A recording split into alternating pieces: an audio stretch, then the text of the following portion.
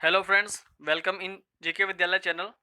Friends, आज की इस वीडियो में हम जीके के 20 इंपॉर्टेंट क्वेश्चन करेंगे जो कि आने वाले एग्जाम के लिए काफ़ी इंपॉर्टेंट है। फ्रेंड, जो ये क्वेश्चन मैंने लिए हैं, इनमें से कुछ क्वेश्चन तो प्रीवियस एग्जाम में आए हुए हैं और जो कुछ क्वेश्चन मैंने लिए हैं वो friends exam point of view से काफ़ी इंपॉर्टेंट भी हैं। वीडियो के लास्ट में फ्रेंड मैंने आपसे क्वेश्चन पूछा है, अगर आपको उसका आंसर आता होगा तो आप कमेंट बॉक्स में ज़रूर डालिएगा इसका आंसर।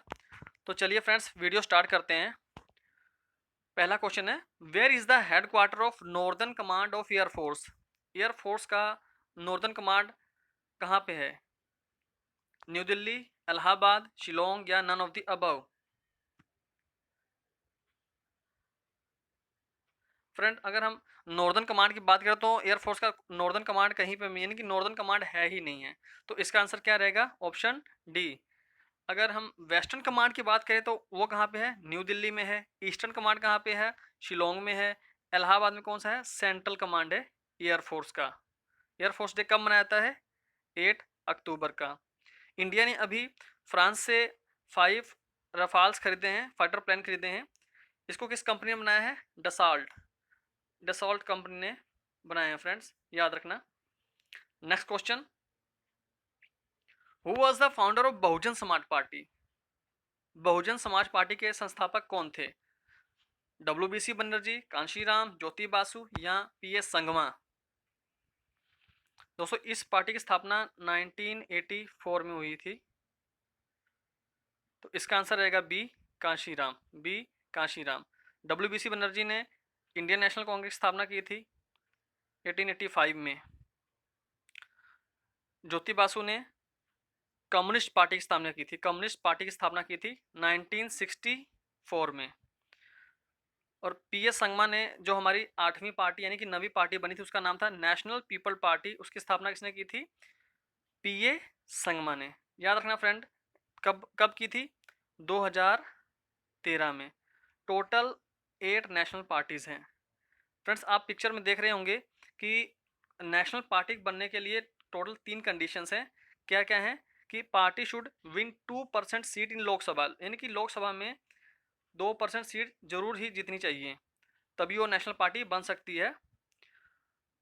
दूसरी कंडीशन क्या है? लोकसभा या लेजिस्लेटिव असेंबली में party poll 6% of vote in any 4 और more states and in addition it win 4 Lok Sabha seat, यानी कि वो लोकसभा में कम से कम 4 सीट जनरल इलेक्शंस में जीते। तीसरी कंडीशन क्या है? A party get recognition at as a state party in 4 state, यानी कि 4 स्टेट में वो एक स्टेट पार्टी की तरह मान्यता प्राप्त हो उसको। तो दोस्तों, ये कंडीशंस हैं किसी भी पार्टी को नेशनल पार्टी बनने के लिए। विच of the following dance form is related with Assam? Assam का कौन सा डांस है इनमें से? झोरा, छपेली, सतरिया या टिप्पाणी?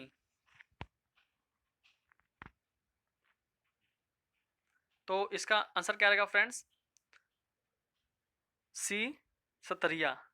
अगर हम टिप्पाणी की बात करें, ये कहाँ का है? गुजरात का है ये। छपेली कहाँ का फ्रेंड्स है?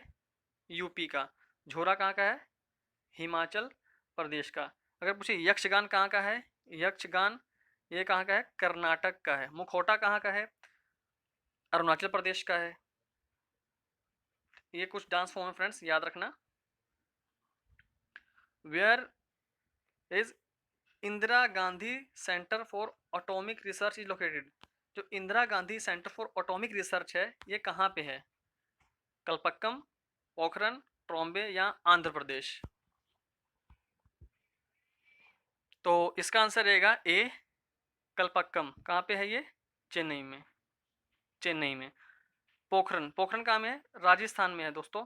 या पोखरन में हमारा जो परमाणु परीक्षण हुआ था या एटॉमिक टेस्ट हुआ था सबसे पहला, कब? 1974 में, जिसका नाम रखा गया था स्माइलिंग बुद्धा। दूसरा एटॉमिक जो टेस्ट हुआ था वो कब हुआ था? 1998 में, इसका नाम था पावर 98 या शक्ति 98। ट्रोम्बे में भाभा एटॉमिक रिसर्च सेंटर है। अगर पूछे सतीश धवन रिसर्च सेंटर कहाँ पे है, तो वो है आंध्र प्रदेश में। Which of the following cup related with football? Football से इनमें से कौन सा कप जुड़ा हुआ है फुटबॉल से? डेविस कप, रंगास्वामी, रोवर या इजरा? तो इसका आंसर रहेगा सी, सी रोवर कप। डेविस कप किससे है? टेनिस से। रंगास्वामी हॉकी से। इजरा किससे है? पोलो से। अगर फ्रेंड्स पूछे आपसे कि मारडेका कप किससे जुड़ा हुआ है? मारडेका, मारडेका किससे है? फुटबॉल से है। कन्फेडरेशन हो गया, डूरेंट कप हो गया, कालिंगा कप हो गया, सीजर कप हो गया, सुब्राटो कप हो गया। ये सब जो कप है फ्रेंड किससे जुड़े हुए हैं? फुटबॉल से जुड़े हुए हैं, इसको याद रखना। अगर पूछे हॉकी का तो कौन सा है? रंगास्वामी। और कौन कौन से हैं? सिंधिया, मुरगप्पा, वेलिंगटन, बैटन कप, ये सब किसे हैं? हॉकी से जुड़े हुए हैं। विच of the following is example of metamorphic rock? इसमें से मेटामॉर्फिक रॉक कौन सी हैं? ग्रेनाइट, जिप्सम, क्वार्टाइज या लाइमस्टोन?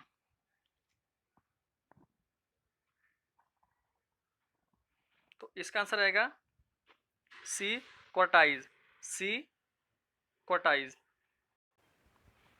अगर बाकी हम रॉक्स की बात करें तो इनमें से जो ग्रेनाइट है ये कौन सी चट्टान है दोस्तों? इग्नियस, आग्नेय चट्टाने कहते हैं, इग्नियस। जिप्सम किसकी टाइप है? सेडिमेंट्री रॉक की, सेडिमेंट्री रॉक। लाइमस्टोन किसकी है? ये भी सेडिमेंट्री की है। बच्चे ये मेटामॉर्फिक रॉक क्या होता है? मेटामॉर्फिक रॉक होता है कि ऐसी रॉक जो इग्नियस या सेडिमेंट्री हो बट बाद में क्या हो, प्रेशर के कारण या हीट के कारण कन्वर्ट किसी और मतलब की रॉक में कन्वर्ट हो गई हो, उसको हम कहते हैं मेटामॉर्फिक रॉक। बहुत इंपॉर्टेंट क्वेश्चन ये। लॉर्ड मायो वॉज असैसिनेटेड इन 1872, यानी कि कहाँ पे लॉर्ड मायो को असैसिनेट या शहीद किया गया, मारा गया था? पुडुचेरी, लाहौर, गोवा या पोर्ट ब्लेयर?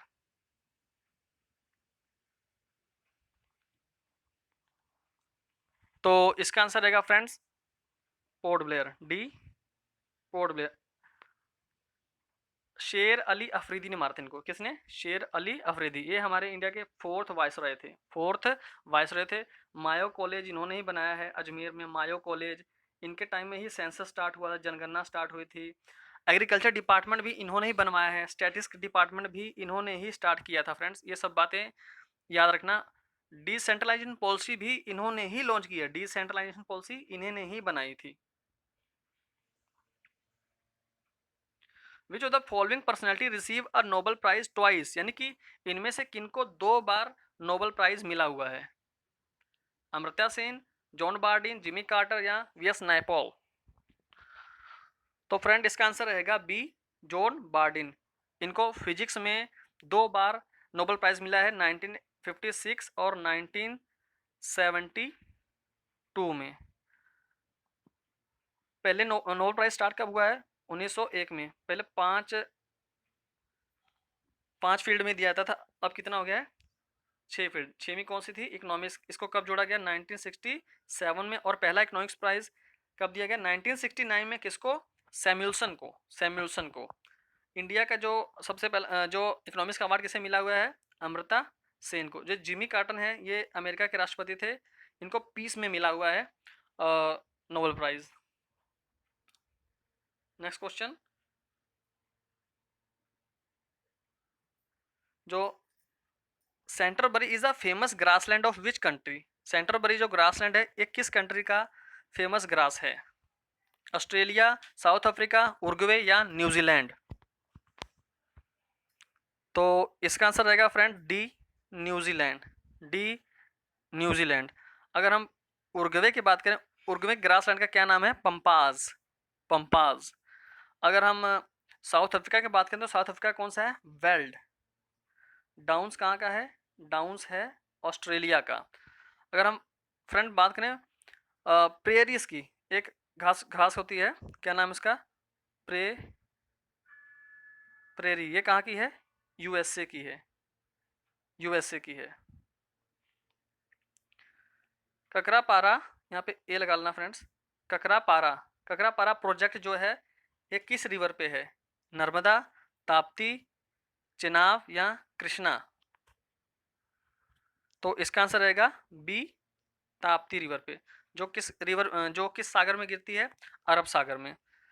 चेनाब अगर पूछे दोस्तों कि चेनाब पे कौन कौन से प्रोजेक्ट हैं, एक याद रखना सलाल प्रोजेक्ट जेएंडके में, एक है बगलिहार, बगलिहार, ये दोनों काफ़ी इंपॉर्टेंट फ्रेंड्स, ये दोनों बहुत ज़्यादा इंपॉर्टेंट है।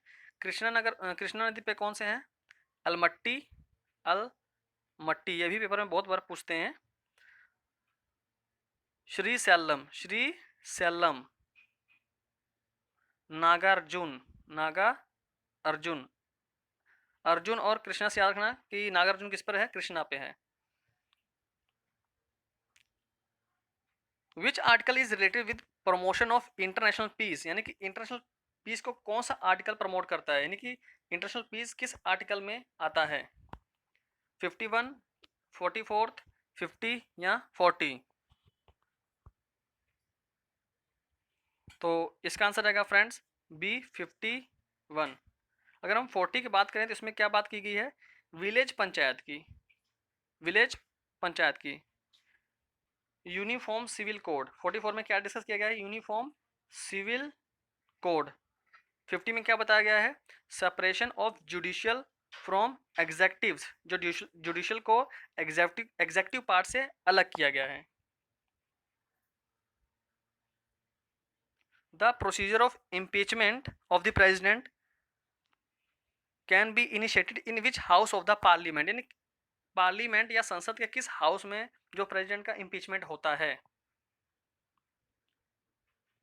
फ्रेंड्स प्रेसिडेंट का इम्पीचमेंट 61 आर्टिकल के तहत होता है, किस हाउस में होता है, आइदर ऑफ हाउस, यानी दोनों में से किसी में भी हो सकता है।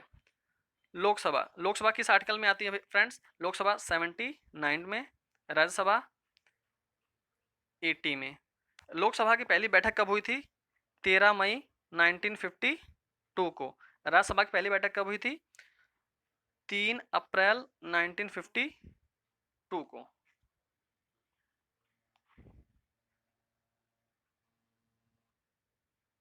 अगला क्वेश्चन है, when white light passes through the prism it scattered into different colour due to, यानी कि जब एक सूर्य की किरण है जब प्रिज्म से गुजरती है तो वो 7 रंगों में डिवाइड हो जाती है, ये किसके कारण होता है, डिस्पर्शन, स्कैटरिंग, रिफ्रैक्शन या रिफ्लेक्शन।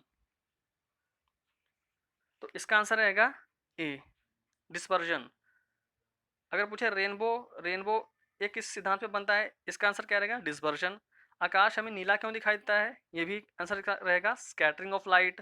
अगर हमें पता है कि जब सूरज डूबता है या जब निकलता है तो एकदम रेड कलर का होता है, इसका कारण क्या है, रिफ्रैक्शन। इसका कारण क्या है, रिफ्रैक्शन। रिफ्रैक्शन नहीं होगा फ्रेंड्स, स्कैटरिंग होगा, स्कैटरिंग। रिफ्रैक्शन में क्या है, जब सूरज या सन निकला नहीं होता है तो तब भी हमें उजाला सा महसूस होता है, ये किसके कारण होता है, ये रिफ्रैक्शन के कारण होता है। अगर आप किसी बाल्टी में किसी छड़ को डालोगे तो वो छड़ ऐसे मुड़ जाती है, ये भी किसके कारण होता है, रिफ्रैक्शन, प्रकाश का अपवर्तन। Which part of the flame of candle has low temperature, candle का ऐसा कौन सा भाग है जहाँ पे टेम्परेचर बहुत कम होता है, outer most part, middle part, inner most या ऑल ऑफ द अबव।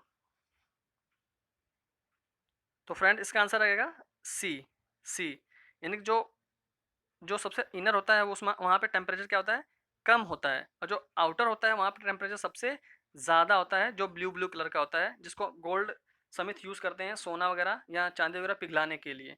तो सबसे कम टेम्परेचर कहाँ होता है फ्रेंड्स, सी, इनर मोस्ट पार्ट में।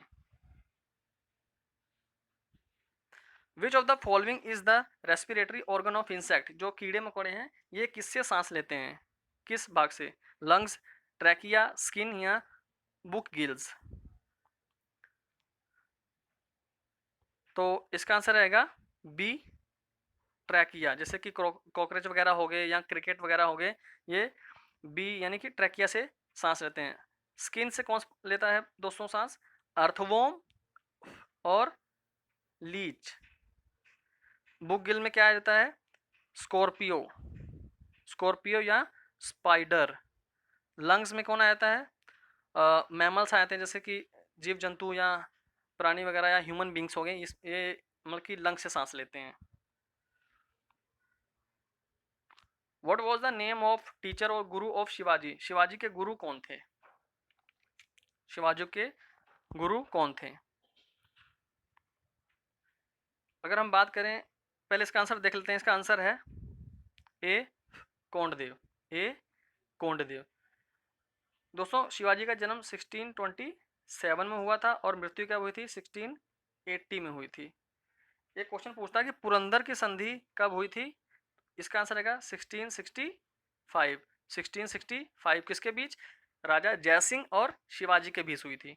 अगर पूछे फ्रेंड्स कि शिवाजी के मंत्रिमंडल का क्या नाम था? उसका नाम होगा अष्टप्रधान, अष्टप्रधान, अष्टप्रधान। शिवाजी के टाइम पीरियड में जो फसल का 1/3 क्या है? टैक्स के रूप में लिया जाता था, यानी कि 33%। बाद में कितना कर दिया गया ये दोस्तों? 40% कर दिया गया था। अच्छा, पेशवा, पेशवा कौन थे ये? पेशवा कैसी उपाधि थी इनके टाइम पीरियड में? प्रधानमंत्री की, प्रधानमंत्री की।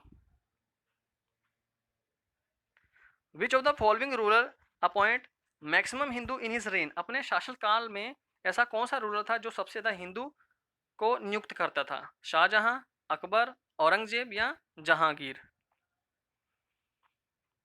तो इसका आंसर रहेगा सी, औरंगजेब। इसे हम जिंदा पीर भी कहते थे, जिंदा पीर। ये सुन्नी धर्म को मानता था। अगर हम अकबर की बात करें तो अकबर के टाइम में क्या था? जो हिंदी साहित्य था ये इसका गोल्डन पीरियड था अकबर के टाइम में। अगर हम चित्रकला की बात करें यानी कि आर्किटेक्चर की बात करें तो शाहजहां के टाइम में चित्रकला क्या थी? एक गोल्डन पीक पे थी। जहांगीर के टाइम पे क्या था? पेंटिंग जो थी गोल्डन पीक पे थी फ्रेंड्स। अगर आना, अब हमें अगर हम मैं पूछूं यहाँ के आना, जैसे तो एक आना दो आना जो पहले चलते थे, ये आना किसने चलाया था फ्रेंड्स? शाहजहां ने। इन विच ईयर सर्व शिक्षा अभियान, सर्व शिक्षा अभियान स्टार्टेड? कौन से साल में सर्व शिक्षा अभियान चलाया गया था? तो इसका आंसर रहेगा फ्रेंड्स 1, यानी कि ए 2001 में। फ्रेंड हमें पता है कि आर्टिकल 20A के तहत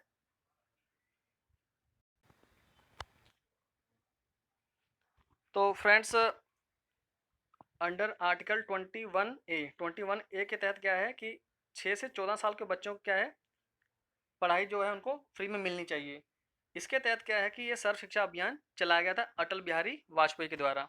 अगर फ्रेंड्स पूछे कि नरेगा जब कब चलाया गया था ये प्रोग्राम, तो 2005 में। नरेगा मनरेगा में कब बदला? Mahatma Gandhi National Employment Rural Scheme 2009 में, 2 अक्टूबर 2009 में।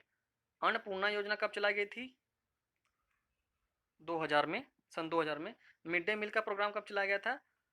1995 में।